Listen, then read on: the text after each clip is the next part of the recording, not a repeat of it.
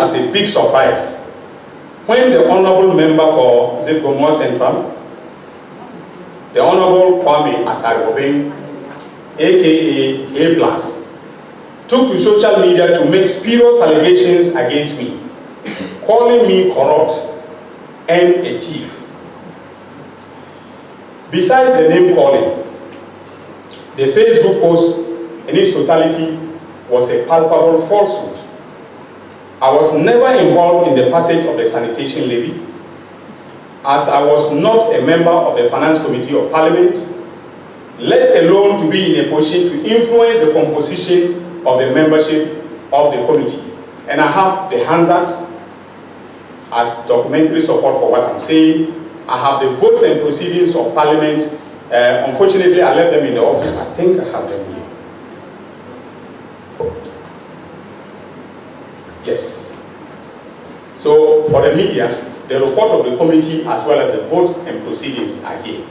If you want to do some research on the matter that he alleged that I was involved, and sufficient reserves of integrity to continue to perform the task assigned me by His Excellency, the President of the Republic. I have never stolen before in my life and have never received a bribe in public office. All those who have dealt with me know this for a fact, and the President would not have appointed me his Attorney General if he had questions about my personal integrity. That is why it came to me as a big surprise when the honorable member for Zikomo Central, the Honorable Kwame Asarobin, aka A+, took to social media to make spurious allegations against me, calling me corrupt and a thief. Besides the name calling, the Facebook post in its totality was a palpable falsehood. I was never involved in the passage of the sanitation levy, as I was not a member of the Finance Committee of Parliament, let alone to be in a position to influence the composition of the membership of the committee. And I have the Hansard as documentary support for what I'm saying. I have the votes and proceedings of Parliament. Unfortunately, I left them in the office. I think I have them here. Yes. So for the media, the report of the committee as well as the vote and proceedings are here. If you want to do some research on the matter that he alleged that I was involved and I channeled, I made sure that the membership of the committee was, changed, and then the monies from the sanitation levy were channeled to my friend, and so on and so forth. I'm not friends with whoever was the beneficiary of the sanitation levy. But interestingly, A+ warned me in the post not to do anything silly and that he will come after me if I did. That is laughable. First of all, I do not act silly because I think through the consequences of my actions, not only for my person, but also for others. That is what we were taught in Notre Dame Minor Seminary, and I am proud to say, without fear of any contradiction, that I have kept faith with that principle. Secondly, the threat is laughable because I have nothing to hide. I am reliably informed that his basis of saying that I am corrupt and a thief is that I took campaign contribution from a businessman at East Legon known as Dr. Sledge, and that he also knows the people who donated pickups for my campaign. Now, ladies and gentlemen, if receiving donations for your campaign or getting a pickup for a campaign is thievery or corruption, then there are 276 thieves in Parliament, including the person who was making the allegation herself.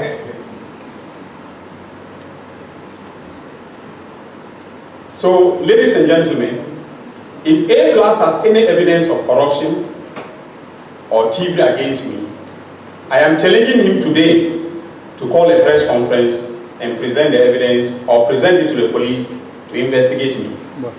In contrast, the media should ask him about the silly thing that I was about to do, which frightened him so much into making that silly post about me. He should be asked what he knows about the National Service ghost name scandal and related matters. If he can give truthful answers to these questions, then Ghanaians will know why he took to social media to do what he did. But let him be warned that in my hometown of Zorungu, we do not fear mud being thrown at us. On the contrary, we walk into the mud to deal with the person doing the mud slinging. And I am prepared to walk into the mud with A+. Because what I have about him and the National Service scandal, he should come and tell you, I'm challenging him. He should come and tell you, the media, and stop cowardly hiding behind social media to make baseless allegations against people who have worked hard to earn a reputation. So, ladies and gentlemen, I think I will end here. Thank you.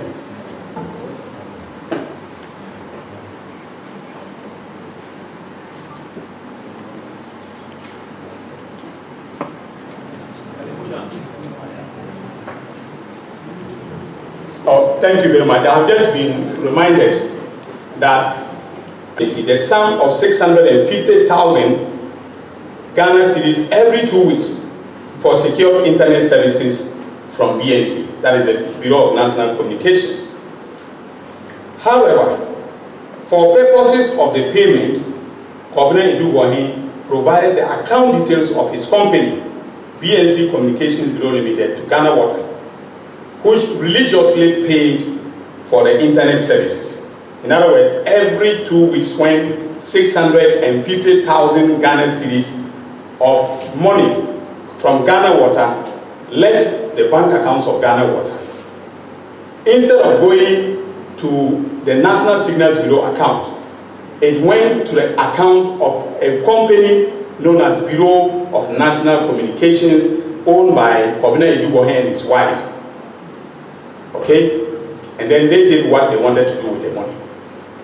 So for every month, Ghana Water paid 1.3 million Ghana cedis to Kwame and his company in exchange for internet services provided by the government.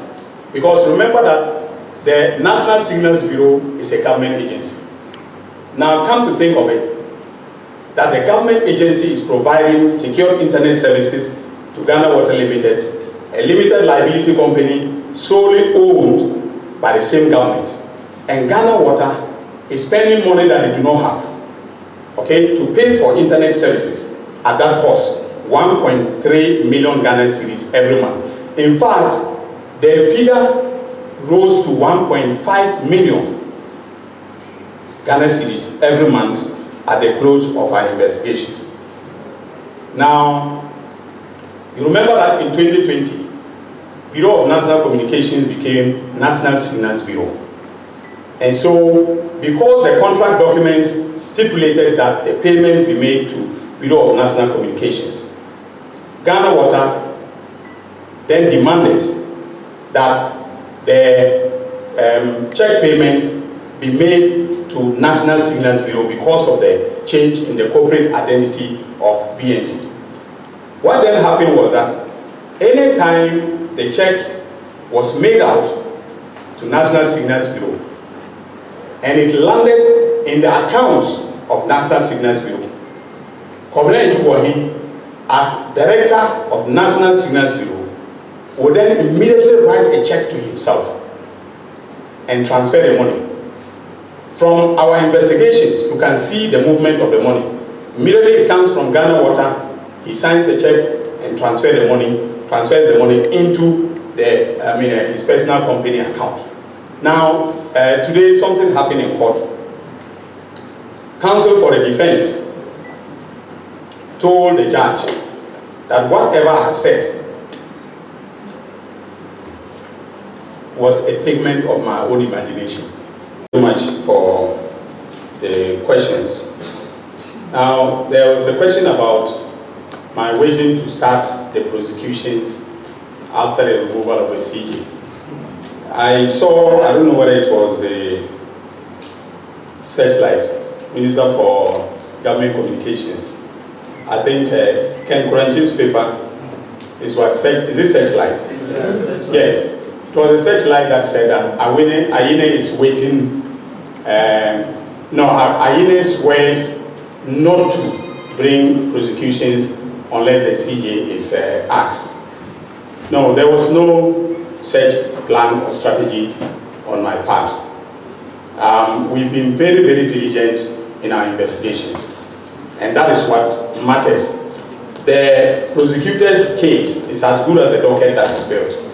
So all the weight was because of the fact that we wanted to build a good case, and that's how we are working. We don't care who is Chief Justice and who is not the Chief Justice. So for me, it is all about building a good case and taking that good case to court. Then also the issue of the Ghana Water investigation and giving more details.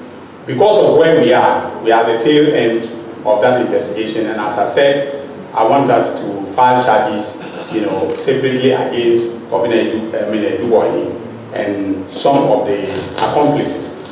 So the investigators have cautioned, and I've taken that caution, that until such a time that we have filed the charges, we should leave out the details, because I've already told you in general outline what the scheme was like, right?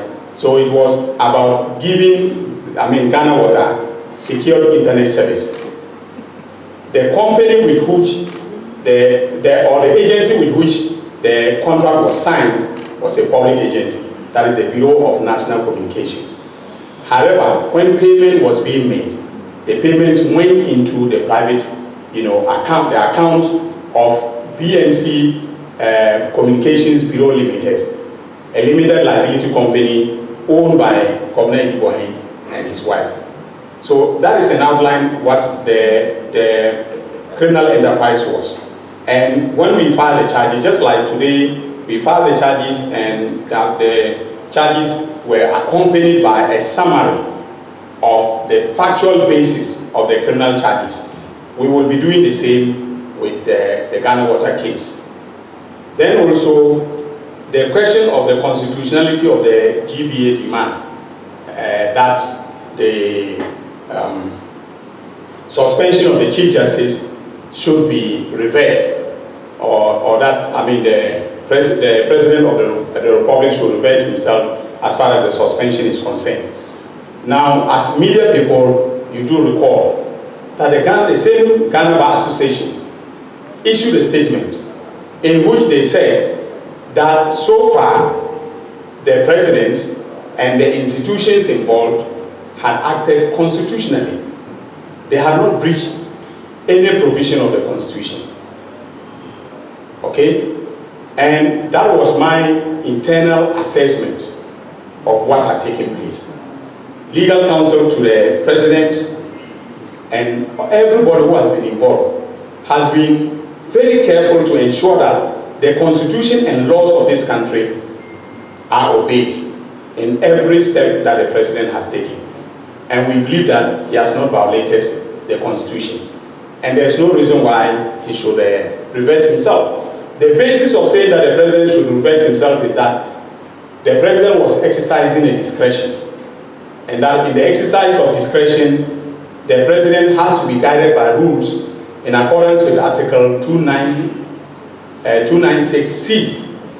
Okay? But the same Ghana Bar Association has ignored precedent.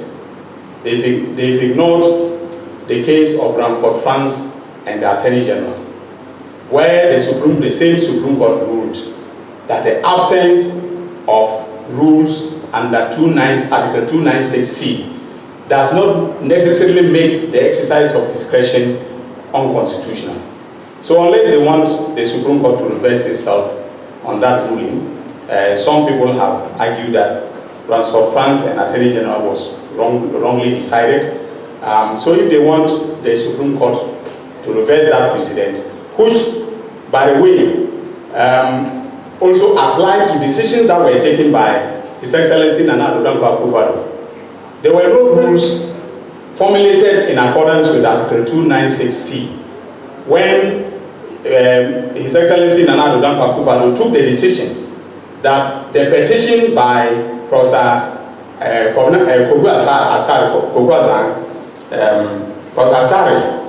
okay, that the petition lacked merit.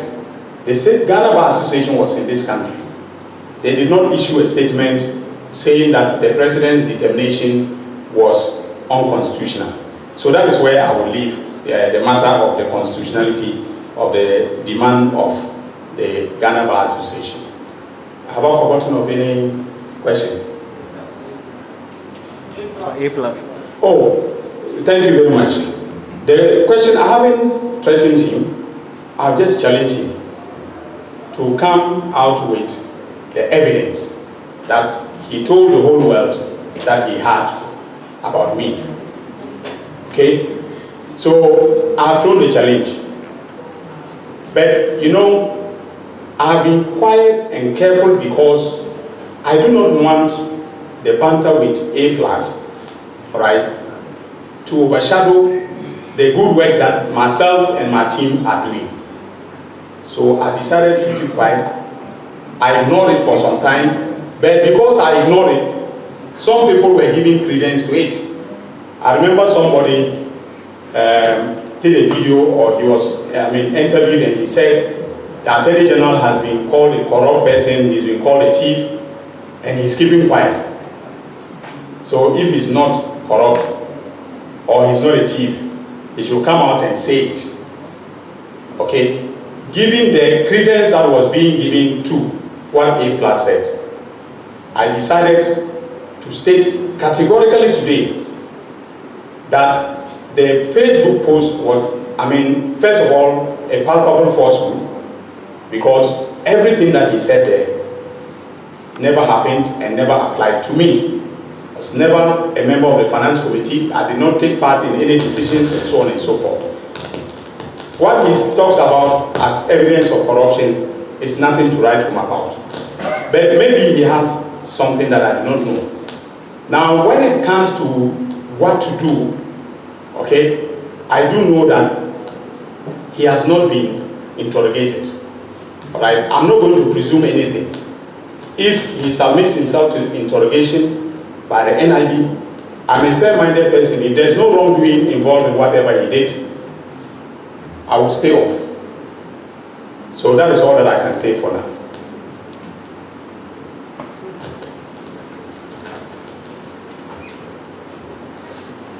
Are there any more questions? All right.